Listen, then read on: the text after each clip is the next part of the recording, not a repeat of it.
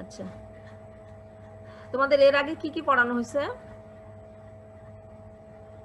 মনে আছে? আমি কি পড়াইছি? কার্ডিওভাস্কুলার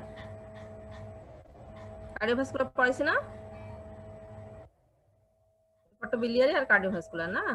আচ্ছা, আজকে আমি রেনাল সিস্টেম পড়াবো। তো রেনাল সিস্টেমের মধ্যে যেটা তোমাদের আসে, রেনাল সিস্টেম তো অনেক বড়, পুরোটা দরকার নাই। রেনাল সিস্টেমের মধ্যে যেটা আমরা পড়বো সেটা হচ্ছে কিছু renal disease, like renal cell carcinoma, বিশেষ করে কার্সিনোমাটা ধরে, আর গ্লোমেরুলার ডিজিজ ধরে। এটা রিটেনেও আসে, ভাইবাও ধরে। হ্যাঁ, আচ্ছা, তো প্রথমে আমরা সবাই কতজন জয়েন করছো? ম্যাডাম একটু সময় নেন, ওই যে মোটামুটি বেশ ভালোই জয়েন করে। আচ্ছা, তাহলে কিডনির মধ্যে কি কি আছে? রেনাল সিস্টেমের মধ্যে আমরা জানি সাধারণত কিডনি, ইউরেটার, ব্লাডার আর ইউরেথ্রা, তাই না? অনেক বড়, এতটা তোমাদের লাগে না। এখানে কিডনি থেকে গ্লোমেরুলার ডিজিজ আর কার্সিনোমা ইম্পর্টেন্ট, টিউবুলার ডিজিজ অল্প আসে, আর হচ্ছে ব্লাডারের ক্যান্সার তোমাদের কার্ডে যেটা আছে সেটা পড়তে হয়। এখন একটা কিডনি যদি আমরা গ্রসলি দেখি, কি কি দেখতে পাই? আমরা জানি আগে থেকেই, আমরা পড়ে আসছি অ্যানাটমি। একটা কিডনিতে আমরা গ্রসলি কি কি দেখব বলতো? রেনাল কর্টেক্স থাকে, মেডালা থাকে, medulla, major calyx, minor calyx, pelvis, তাই না? হ্যাঁ, কিন্তু কিছু স্ট্রাকচার আছে যেটা আমরা মাইক্রোস্কোপের নিচে ছাড়া দেখতে পাই না, এগুলোকে বলে মাইক্রোস্ট্রাকচার। সেগুলোর মধ্যে কি কি? গ্লোমেরুলাস, তাই না? রেনাল টিউবিউল, ইন্টারস্টিশিয়াম, এগুলোতে কি কি ডিজিজ হয় সেগুলো আমরা আজকে জানবো। এর মধ্যে সবচেয়ে বেশি ইম্পর্টেন্ট যেটা, সেটা হচ্ছে গ্লোমেরুলাস ডিজিজ। গ্লোমেরুলার মধ্যে কি কি ডিজিজ হয়? হ্যাঁ, এই যে স্ট্রাকচার এটা। আচ্ছা, ফিজিওলজির মধ্যে রেনাল ফাংশন টেস্ট, সেটা আমরা ক্লিনিক্যাল প্যাথের মধ্যে পড়বো। হ্যাঁ, আর এখানে পড়বো আমরা প্যাথোলজির মধ্যে রেনাল ডিজিজের মধ্যে আমরা পড়বো সাধারণত এমনি যদি তোমাকে জিজ্ঞাসা করে, ভাইবায় জিজ্ঞাসা করে যে একটা কিডনির মধ্যে কি কি ডিজিজ হয়, তাহলে কি দিয়ে শুরু করবা? অবশ্যই প্রথমে কনজেনিটাল অ্যানোমেলিতে আসবা। কনজেনিটাল অ্যানোমেলি, তারপর সিস্টিক ডিজিজ, তারপর glomerular disease, tubulo interstitial disease, stone আর টিউমার। সিরিয়াল এইভাবে বলবা। তোমাদেরকে ভাই যদি কেউ জিজ্ঞাসা করে যে কিডনিতে কি ডিজিজ হয়, তোমরা সরাসরি ক্যান্সারের নাম বলে ফেলো, প্যাথোলজি মানে ক্যান্সারেই চলে যাও। কিন্তু শুরু করতে হয় যে কোনো অর্গান, যে কোনো সিস্টেমের ডিজিজ যদি জানতে চায়, ভাই বাবাটা সুন্দর করে অর্গানাইজড হইতে বলতে হয়। অ্যানোমেলি প্রথমেই কনজেনিটাল অ্যানোমেলি দিয়ে শুরু করতে হয়, তারপর ওই সিস্টেমে আর কি কি ডিজিজ হয়। যেমন কিডনি সিস্টেমে হয়, রেনাল সিস্টেমে cystic disease, glomerular disease, tubulo interstitial disease, stone আর টিউমার। সবার শেষে টিউমার দিয়ে বলতে হবে। অবশ্যই প্রথমে অ্যানোমেলি দিয়ে শুরু করতে হয়, ঠিক আছে? এখন কনজেনিটাল অ্যানোমেলির মধ্যে একটু নামগুলো জেনে রাখলা। হ্যাঁ, agenesis of the kidney, hypoplasia, ectopic kidney, যেখানে থাকার কথা সেখানে না থেকে একটু নিচে থাকে। তারপরে হর্সশু শেপড কিডনি। হ্যাঁ, এগুলো হচ্ছে কনজেনিটাল অ্যানোমেলি। তারপরে সিস্টিক ডিজিজ, এগুলোর নামগুলো মুখস্থ করবা। অনেক সময় রিটেনে চলে আসে cystic disease of the kidney, শুধু নামগুলো জানলেই হবে। এর মধ্যে কমন যেটা তোমরা শুনে থাকবা, পলিসিস্টিক কিডনি ডিজিজ, তাই না? আর কি কি আছে? Cystic renal dysplasia, medullary cystic disease, dialysis induce cystic disease, simple renal cyst হতে পারে। তারপরে glomerulocystic disease, extra parenchymal renal cyst. এই নামগুলো মুখস্থ করে ফেলবা, ঠিক আছে? পলিসিস্টিক কিডনি আবার অটোজোমাল ডমিনেন্ট আর রিসেসিভ, এই দুইটা ভাগে ভাগ করে, ঠিক আছে? এগুলো শুধু নাম মুখস্থ করে ফেলবা, cystic disease of the kidney. তারপরে আসো মেন যেটা তোমাদের পড়া, সেটা হচ্ছে গ্লোমেরুলার ডিজিজ। এখানে গ্লোমেরুলার ডিজিজ এবারও রিটেনে আসছিল। হ্যাঁ, name the glomerular disease of the kidney, একটা দুইটা নাম দিতে পারছে সবাই রিটেনে, এত সুন্দর করে দেওয়া আছে। প্রাইমারি আর সেকেন্ডারি দুইটা ভাবে হয়, দুইটা ভাগে ভাগ করা যায় গ্লোমেরুলার ডিজিজকে। প্রাইমারি গ্লোমেরুলোনেফ্রাইটিস, একটা সেকেন্ডারি গ্লোমেরুলোনেফ্রাইটিস। সবাই প্রাইমারি সেকেন্ডারি একসাথে মিশিয়ে লিখেছে, কেউ প্রাইমারি সেকেন্ডারি আলাদা করে লিখেনি, কিন্তু এটা আলাদা করে দিতে হবে রিটেনে আসলে। রিটেনে এটা আসে, অল্টারনেটিভ আসেই গ্লোমেরুলার ডিজিজ। আইদার্স এক একটা ইন্ডিভিজুয়াল ডিজিজের নাম দিয়ে ওটার প্যাথোফিজিওলজি জানতে চায়, আর নইলে এটার নামগুলোই আসে, name the glomerular disease of the kidney. তাহলে প্রাইমারি গ্লোমেরুলার ডিজিজকে আমরা বলবো প্রাইমারি গ্লোমেরুলোনেফ্রাইটিস। এগুলোর মধ্যে কি কি আছে একদম মুখস্থ এই কয়টা নাম: acute diffuse proliferative glomerulonephritis, acute diffuse proliferative glomerulonephritis. এটা দুইটা ভাগে ভাগ করি, একটা পোস্ট স্ট্রেপ্টোকক্কাল আর একটা নন পোস্ট স্ট্রেপ্টোকক্কাল। এগুলো কি আমরা আসতেছি পরে। Acute diffuse proliferative glomerulonephritis. 2 number হচ্ছে র্যাপিডলি প্রোগ্রেসিভ গ্লোমেরুলোনেফ্রাইটিস, এটার আরেকটা নাম ক্রিসেন্টিক গ্লোমেরুলোনেফ্রাইটিস। তারপরে আসছো membranous glomerulonephropathy, minimal change disease, focal segmental glomerulosclerosis, membrano proliferative glomerulonephritis, IgA nephropathy, chronic glomerular nephritis. এখন কমন যেটা আমাদের দেশে যেটা খুব বেশি বেশি হয় সেটা হচ্ছে বাচ্চাদের হয় মিনিমাল চেঞ্জ ডিজিজ, বড়দের হয় মেমব্রেনাস গ্লোমেরুলোনেফ্রাইটিস, আর আরো হয় সাথে যেটা আরো একটু কমন সেটা হচ্ছে streptococcal, post streptococcal acute diffuse proliferative glomerulonephritis. আর বাকিগুলোও হয় কিন্তু লেস কমন। ঠিক আছে, তাহলে যদি তোমাদেরকে ভাইবা, এগুলো রিটেনে তো সবগুলো লিখবাই, ভাইবাই যদি কমন কিছু প্রাইমারি গ্লোমেরুলার ডিজিজের নাম শুনতে চায় অবশ্যই তোমরা বলবা post streptococcal acute glomerulonephritis, membranous glomerulopathy, minimal change disease. আদার্সের মধ্যে এই নামগুলো বলবা। এখন আসো সেকেন্ডারি, ওগুলো হলো প্রাইমারি। সেকেন্ডারির মধ্যে সেকেন্ডারি গ্লোমেরুলোনেফ্রাইটিস কখন হয়? এইসব সিস্টেমিক ডিজিজের জন্য আর হেরিডিটারি কিছু ডিসঅর্ডারের জন্য। সিস্টেমিক ডিজিজের মধ্যে কি কি আছে? Systemic lupus erythematosus, diabetes mellitus, amyloidosis, Goodpasture syndrome, microscopic polyarteritis, Wegener granulomatosis, Henoch Schonlein purpura, bacterial endocarditis. এই নামগুলো একদম মুখস্থ। এইসব সিস্টেমিক ডিজিজের জন্য সেকেন্ডারি গ্লোমেরুলোনেফ্রাইটিস হয়। হেরিডিটারি ডিসঅর্ডারের মধ্যে কি কি আছে? অ্যালপোর্ট সিনড্রোম, হ্যাঁ, Fabry disease, thin basement membrane disease. হঠাৎ কখনোই তোমাদের এই অ্যালপোর্ট সিনড্রোমটা একটু রিটেনে শর্ট কোশ্চেন আকারে আসতে পারে, অ্যালপোর্ট সিনড্রোম। আচ্ছা, প্যাথোজেনেসিস অফ গ্লোমেরুলার ইনজুরি। এই ইনজুরিগুলো কিভাবে হচ্ছে, কেন গ্লোমেরুলার ডিজিজ ডেভেলপ করতেছে? হ্যাঁ, 3টা কারণে হয় সাধারণত। একটা হচ্ছে অ্যান্টিবডি মেডিয়েটেড ইনজুরি, আর একটা হচ্ছে সেল মেডিয়েটেড ইনজুরি, আর activation of alternate complement pathway. এখন অ্যান্টিবডি মেডিয়েটেড ইনজুরি আবার কয়েকটা ভাবে হয়। একটা হচ্ছে ইনসিটু ইমিউন কমপ্লেক্স ডিপোজিশন, এটা আবার কিছু ফিক্সড ইন্টেনসিভ টিস্যু অ্যান্টিজেন আছে, টিস্যু অ্যান্টিজেনের জন্যই এই গ্লোমেরুলার ইনজুরি হয়, যেমন হচ্ছে collagen type 4 antigen, Heymann antigen, mesangial antigen, আর কিছু এক্সোজেনাস আর এন্ডোজেনাস অ্যান্টিজেনের জন্য হয়। ইনফেকশাস এজেন্ট, ড্রাগ, এগুলো হচ্ছে এক্সোজেনাস, আর এন্ডোজেনাস হচ্ছে ডিএনএ, নিউক্লিয়ার প্রোটিন, ইমিউনোগ্লোবিউলিন। এটা হচ্ছে in situ immune complex deposition. আর সার্কুলেশনে কিছু ইমিউন কমপ্লেক্স আসে যেগুলো গ্লোমেরুলাতে ডিপোজিশন করলেও গ্লোমেরুলোনেফ্রাইটিস ডেভেলপ করে। এগুলো এক্সোজেনাস এন্ডোজেনাস আছে। হ্যাঁ, এন্ডোজেনাসের মধ্যে সবসময় বেশিরভাগই আসে প্রোটিন আর ইমিউনোগ্লোবিউলিন, আর এক্সোজেনাসের মধ্যে ব্যাকটেরিয়া, ভাইরাস, ড্রাগ, এগুলো, আর সাইটোটক্সিক অ্যান্টিবডি। আর সেল মেডিয়েটেড ইনজুরি আছে, ইমিউন ইনজুরি, আর যেসব কারণে কমপ্লিমেন্ট পাথওয়েটা অ্যাক্টিভেশন হয়, অল্টারনেট কমপ্লিমেন্ট পাথওয়ে, যেটা গ্লোমেরুলোনেফ্রাইটিস করে বা গ্লোমেরুলার ইনজুরি করে নেফ্রাইটিস। এখন ক্লিনিক্যাল প্রেজেন্টেশন, একটা গ্লোমেরুলার ডিজিজ কিভাবে বুঝবো আমরা, কি কি প্রেজেন্টেশন নিয়ে আসবে? তো সে নিয়ে আসবে acute nephritic syndrome, nephrotic syndrome, asymptomatic haematuria or proteinuria, অথবা দুইটাই, হেমাচুরিয়া প্রোটিনুরিয়া দুইটাই একসাথে থাকতে পারে, acute renal failure, chronic renal failure. এখন এই যে ক্লিনিক্যাল প্রেজেন্টেশন, এর মধ্যে নেফ্রাইটিক সিনড্রোম কি, নেফ্রোটিক সিনড্রোম কখন বলবো, নেফ্রাইটিক সিনড্রোম কখন বলবো, অবশ্যই খুব আগেও তোমরা পড়ে আসছো বায়োকেমিস্ট্রিতে, খুব ভালোভাবে জানতে হবে। এবং ক্রাইটেরিয়া এবং দুইটাকে কিভাবে আলাদা করবা, ইউরিন দেখে, ব্লাড দেখে, গ্রসলি চোখে দেখে, ইউরিনটা চোখে দেখে কিভাবে আলাদা করবা, এটা ভাইবাও ধরে। এটা দুইটার পার্থক্যটা রিটেনও আসে, আমি বলে দিচ্ছি।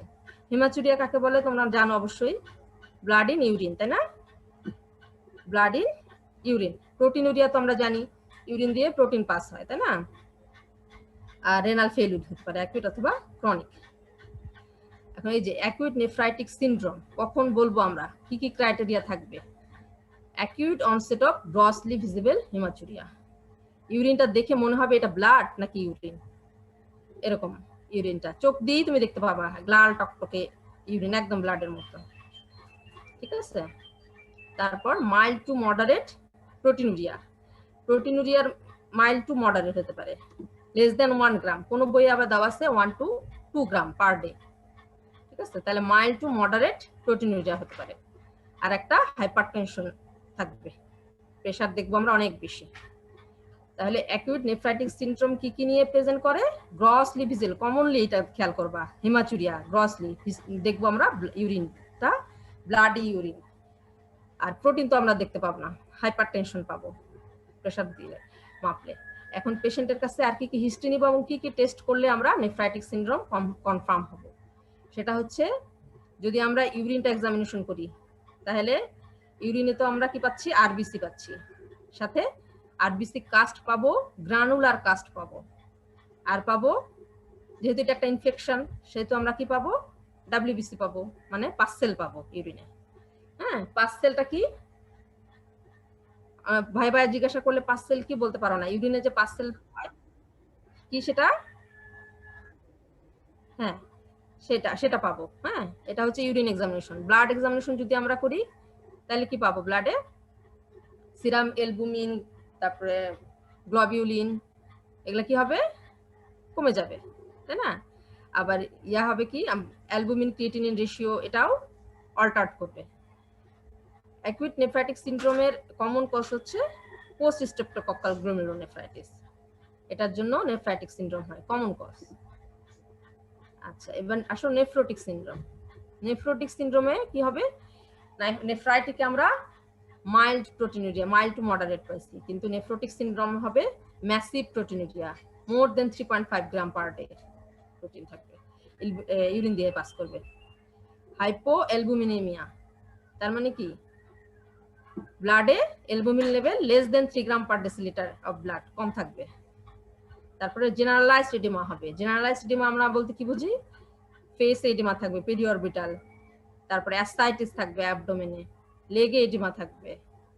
আর কি হবে? হাইপারলিপিডিমিয়া হবে, ব্লাডে লিপিড লেভেল বেড়ে যাবে, ইউরিন দিয়ে লিপিড পাস করবে, লিপিডিউরিয়া। এটার কমন কজ কি?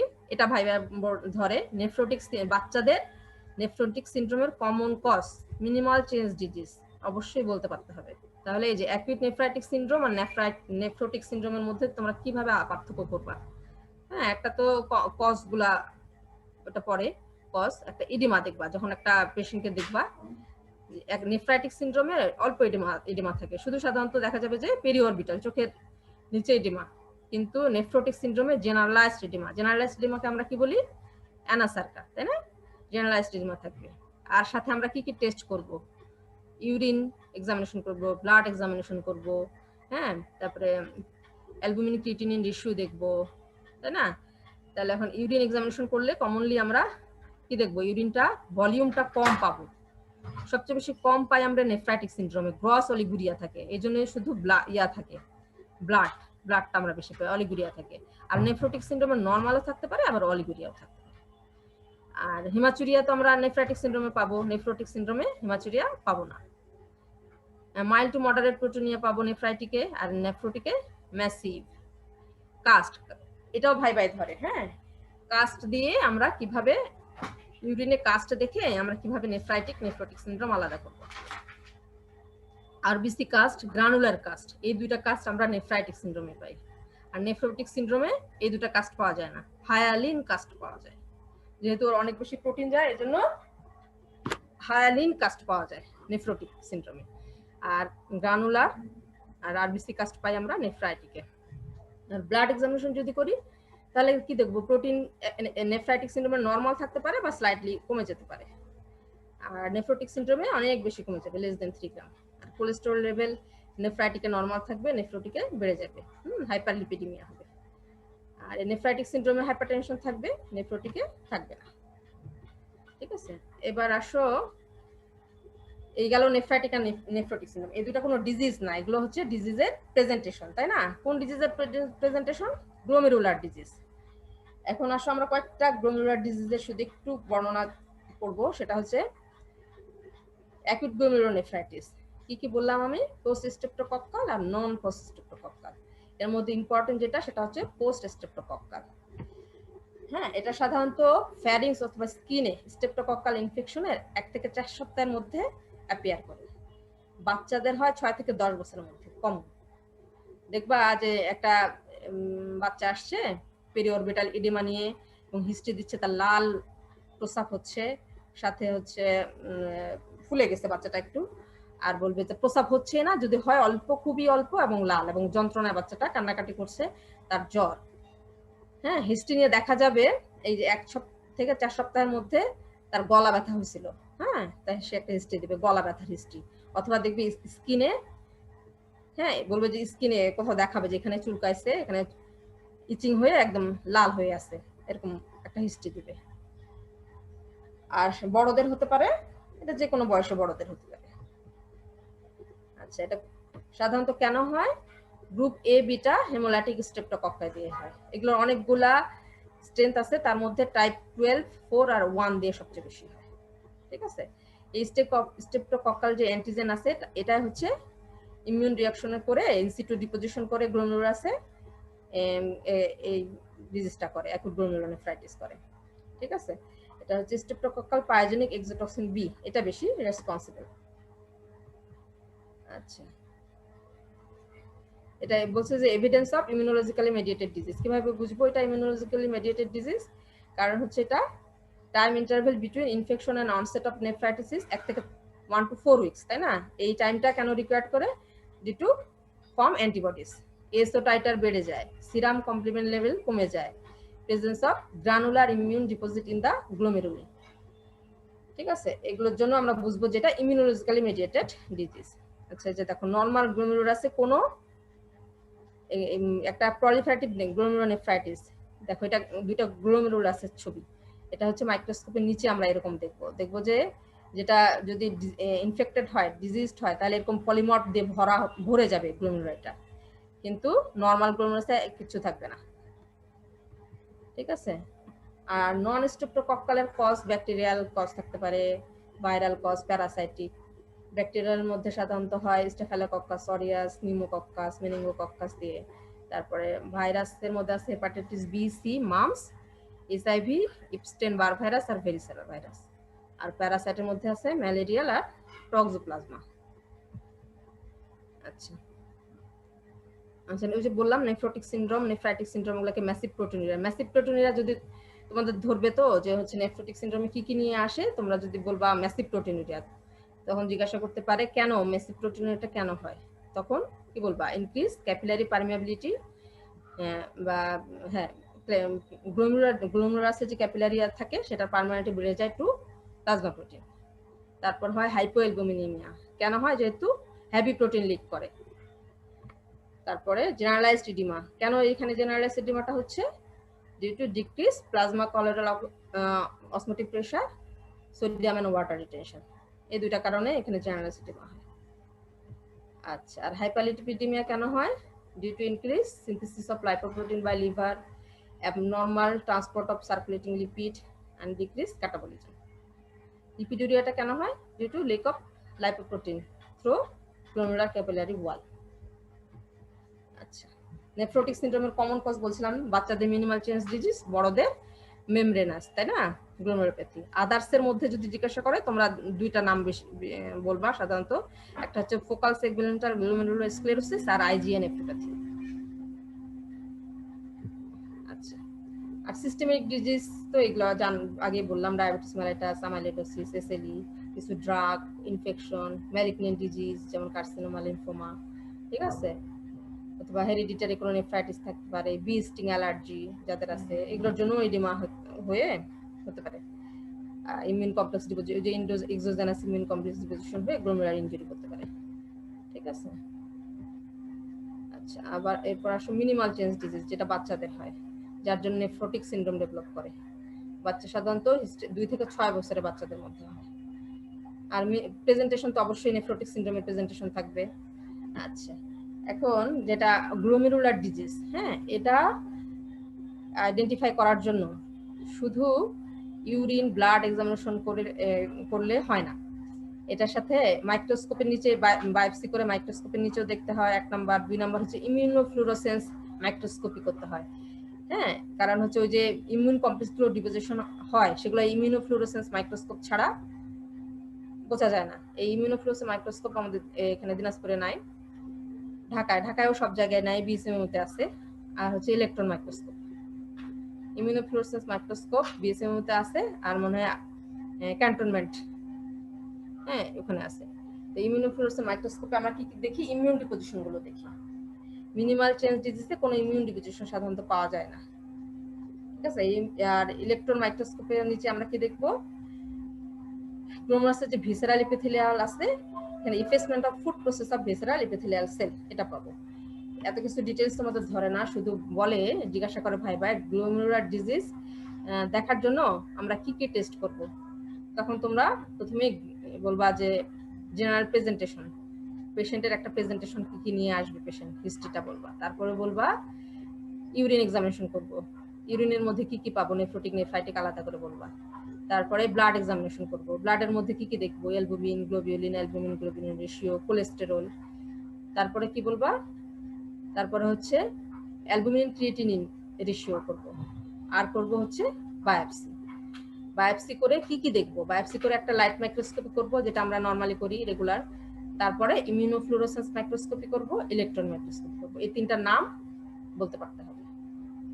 যে অন্যান্য ডিজিজ আমরা লাইট মাইক্রোস্কোপ দিয়ে ডায়াগনোসিস করি, ক্যান্সার, কিন্তু গ্লোমেরুলার ডিজিজ ডায়াগনোসিস করার জন্য আমাদের আর কি কি মাইক্রোস্কোপ লাগে? ইমিউনোফ্লুরোসেন্স মাইক্রোস্কোপ আর ইলেকট্রন মাইক্রোস্কোপ। এই দুটো নাম বলতে পারতে হবে, ঠিক আছে। আচ্ছা, মিনিমাল চেঞ্জ ডিজিজ, এখানে তেমন কোনো ইনফেকশন নাই এবং ইয়েও নাই, কি বলে, ইমিউন কমপ্লেক্স ডিপোজিশনও নাই। এটা হচ্ছে মেমব্রেনাস গ্লোমেরুলোনেফ্রোপ্যাথি। এখানে ইমিউন কমপ্লেক্স ডিপোজিশন আছে। ইমিউন কমপ্লেক্স ডিপোজিশন থাকলে যে সবুজ সবুজ নিচে এরকম দেখা যায় ইমিউনোফ্লুরোসেন্স মাইক্রোস্কোপিতে। আচ্ছা, এগুলো না জানলে চলবে। এবার আসো আইজিএ নেফ্রোপ্যাথি। এটার আরেকটা নাম বার্জার ডিজিজ। এটা ওয়ার্ল্ড ওয়াইড একটা most common type of glomerulonephritic disease. যদিও আমাদের দেশে মেমব্রেনাসটা কমন, যে কোনো বয়সে হতে পারে, বাচ্চাদের হতে পারে, ইয়াং অ্যাডাল্টদের হতে পারে। কি নিয়ে প্রেজেন্ট করে? রিকারেন্ট গ্রস হিমাচুরিয়া নিয়ে প্রেজেন্ট করে। প্রোটিনুরিয়াও থাকতে পারে। আর এটার মধ্যে নেফ্রাইটিক সিনড্রোম অথবা নেফ্রোটিক সিনড্রোম যে কোনোটা থাকতে পারে। তাহলে আমরা কনফার্ম হবো কি দিয়ে? ইমিউনোফ্লুরোসেন্স করে, ঠিক আছে। এই IGA nephropathy patient nephritic syndrome বা নেফ্রোটিক সিনড্রোম যে কোনো একটা প্রেজেন্টেশন নিয়ে আসতে পারে। তাহলে এটা কি ডিজিজ, কোন ধরনের গ্লোমেরুলাইটিস, সেটা জানার জন্য আমরা ইমিউনোফ্লুরোসেন্স মাইক্রোস্কোপি করলে কি পাবো? এই যে মেসেঞ্জারিয়াল ডিপোজিশন অফ আইজিএ পাবো, কমন। এটা সাধারণত এটাই বেশি পাওয়া যায়, আর অকেশনাল সি3 পাই, ঠিক আছে। এই যে সবুজ সবুজ যেটা দেখতে পাচ্ছ, ওটা ইমিউনোফ্লুরোসেন্স মাইক্রোস্কোপি করে যদি এরকম সবুজ সবুজ মাইক্রোস্কোপের নিচে দেখা যায়, এবং প্রত্যেকটা আলাদা আলাদা ভাগ করা থাকে, বিভিন্ন কয়েকটা ইমিউন দিয়ে ভাগ করা থাকে। হ্যাঁ, আইজিএ, সি3, হ্যাঁ সি6, এরকম করে কয়েকটা কমপ্লিমেন্টারি দিয়ে ইমিউনোগ্লোবিউলিন দিয়ে আলাদা আলাদা ইয়ে করা থাকে। তো যেই জায়গায় সবুজ প্রায় এরকম ফ্লুরোসেন্স দেখা যাবে, তখন আমরা কনফার্ম হব যে সেইটাই ডিপোজিশন হয়েছে। এবং কোথায় হয়েছে, মেসেঞ্জিয়ামে, ইন্টারস্টিশিয়ামে, সেটা দেখে শিখতে হবে। এখন তো তোমরা পারবে না। এবার স্টোনের শুধু কি কি স্টোন হয় নামগুলো জানলেই হবে। ক্যালসিয়াম স্টোন হয়, ট্রিপল স্টোন হয়, ইউরিক অ্যাসিড স্টোন হয়, সিস্টিন স্টোন হয় এবং আদার, ঠিক আছে। আচ্ছা, কেন হয় স্টোন? প্যাথোজেনেসিস কি? Due to increased concentration of stone constituting urine, super স্যাচুরেশনের জন্য। যেমন আমরা পড়ছি গল স্টোন, সেরকমই।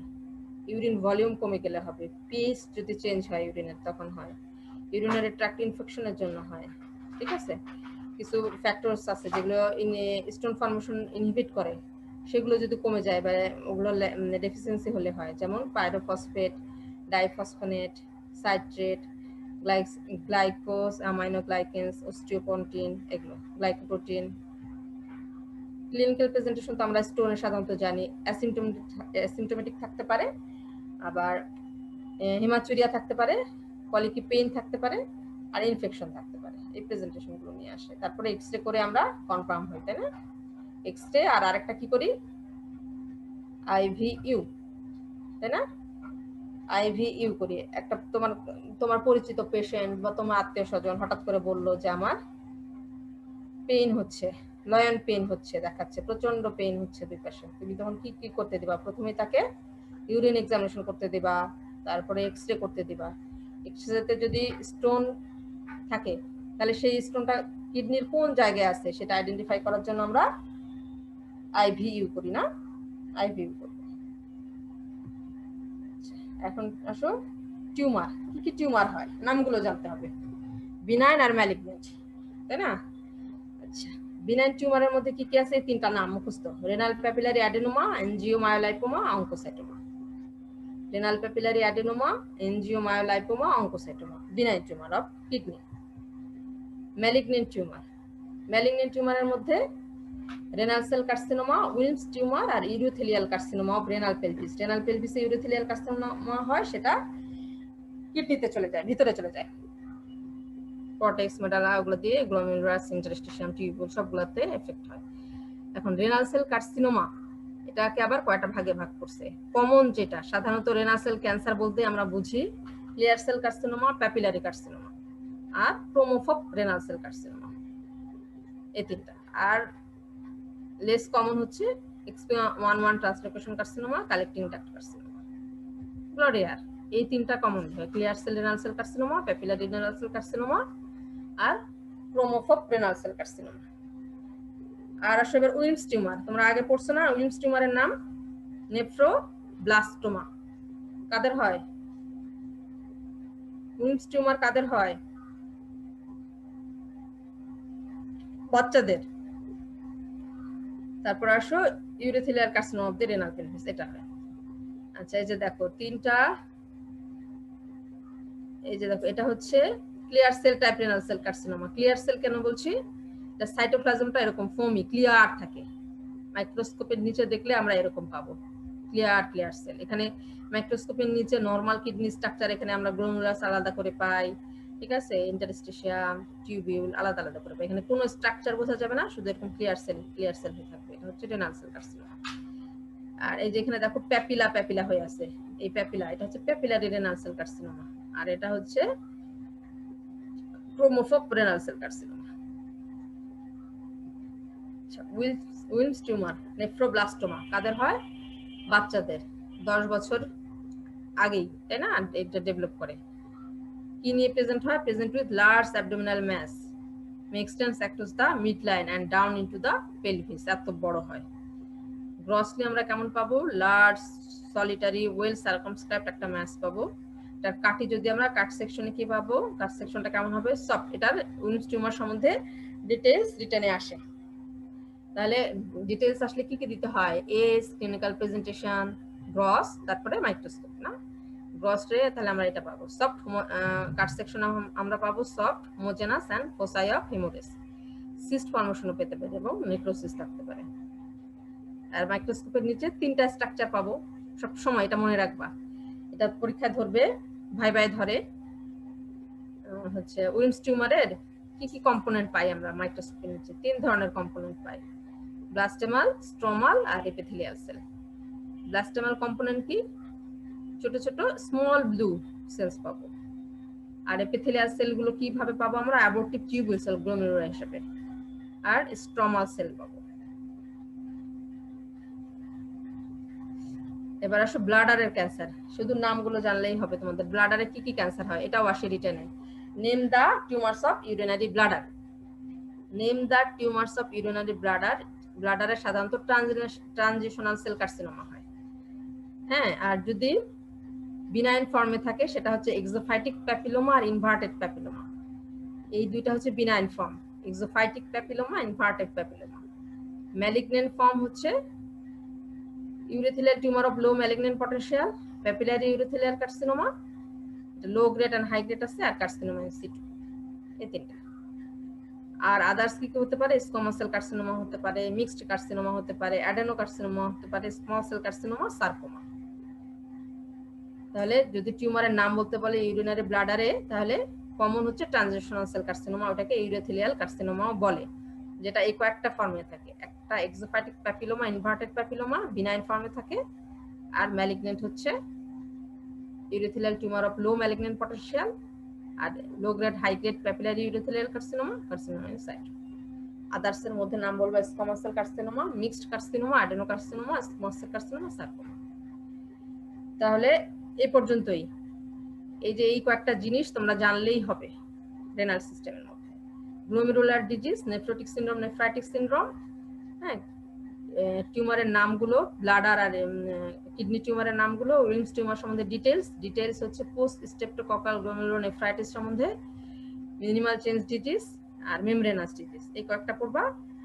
আর একটা জিনিস অকেশনাল কখনো কখনো আসে, হঠাৎ করে আসে, সেটা হচ্ছে pyelonephritis, tubulo interstitial disease, pyelonephritis, এটা একটু পড়ে নিবা তোমরা। What is pyelonephritis? এটা হচ্ছে infection of renal pelvis, tubule and interstitial. এটা অ্যাকিউট আছে, ক্রনিক আছে, বিভিন্ন কারণে হতে পারে ইনফেকশন, যেমন কমনলি হয় হচ্ছে ইকলাই, ক্লেপশিয়ালা, প্রোটিয়াস, ইন্টারোব্যাক্টার, এগুলো দিয়ে। আর এর বেশি কিছু ওখান থেকে আসে না, ধরে না। ঠিক আছে, আজকে এই পর্যন্তই। Thank you ma'am. হ্যাঁ, আল্লাহ হাফেজ। Thank you, ma'am.